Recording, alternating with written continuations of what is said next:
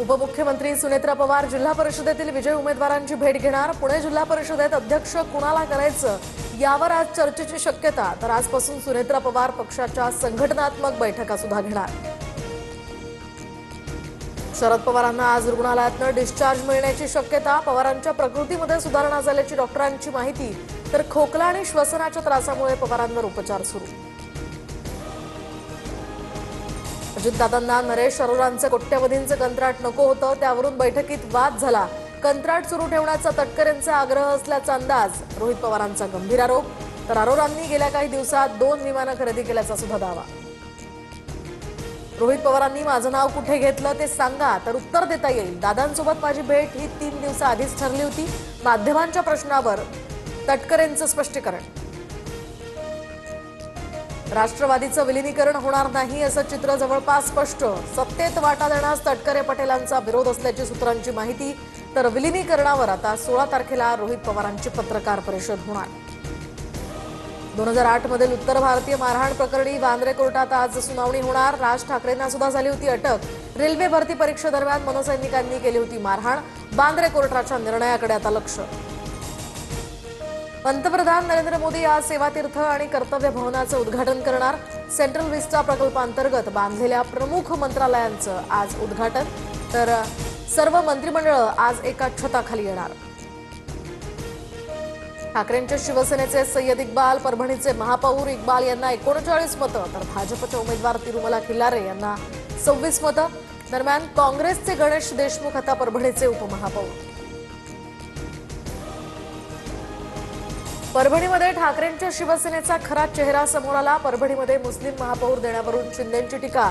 तर मुस्लिम महापौर झाल्यावर प्रश्न का पडावा, राऊतांचं प्रत्युत्तर। आमची भूमिका ठरवणारा भाजप कोण, आमची भूमिका आम्ही ठरवू। सांगली जिल्हा परिषद सत्ता स्थापनेवरून शंभूराज देसाईंचा भाजपवर निशाणा। तर चंद्रकांत पाटलांनी शिवसेनेला गृहीत धरून सत्ता स्थापन करण्याचा केला होता दावा। मंत्रालयात लाच घेताना क्लर्कला रंगेहात पकडलं। मंत्री नरहरी झिरवाळ यांच्या अन्न आणि औषध प्रशासनाच्या विभागात एसीबीची मोठी कारवाई। मेडिकलचा निलंबित परवाना पूर्ववत करून देण्यासाठी 35,000ची लाच घेताना आरोपी राजेंद्र ढेंगरे याला अटक।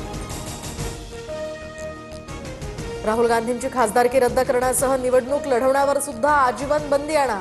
संसदेत भाजपचे खासदार निशिकांत दुबेंचा प्रस्ताव। राहुल गांधी भारत विरोधी लोकांच्या संपर्कात असल्याचाही आरोप। परदेशातील लोकांसाठी मोदींनी देश विकला, मात्र आम्ही शेतकऱ्यांसोबत असणार। कुठलाही प्रस्तावाना गुन्हा दाखल करा, मी खरं बोलत राहणार। राहुल गांधींचं सत्ताधाऱ्यांना प्रत्युत्तर। केंद्रीय पथकाकडून धाराशिवमध्ये झालेल्या अतिवृष्टीग्रस्त भागामध्ये पाहणी। तर भूम आणि परांडा तालुक्यातील गावांना पथकांच्या भेटी। प्रत्यक्ष पाहणी करत शेतकरी आणि ग्रामस्थांशी साधला संवाद। मुंबई ठाणेकरांसाठी पुढील 3 दिवस तापदायक ठरणार। उष्ण वाऱ्यांच्या प्रभावामुळे पारा 37 अंशांपर्यंत वाढण्याचाही अंदाज। मीरा भाईंदरमध्ये पालिकेच्या पथकावर फेरीवाल्यांचा हल्ला। अतिक्रमण विभागाच्या कारवाईवेळीचा हा प्रकार। मुजोर फेरीवाल्यांवर काय कारवाई होणार याकडे आता लक्ष। केंद्र सरकारकडून महाराष्ट्रासाठी 76,502 कोटींचे रस्ते प्रकल्प। राज्यात 2,612 किलोमीटर लांबीचे 116 प्रकल्प बांधकामाधीन। फ्रान्सकडून 114 राफेल लढाऊ विमानं खरेदी करण्याचा निर्णय। तर 3.60 लाख कोटींची विविध प्रकारची संरक्षण सामग्री घेणार।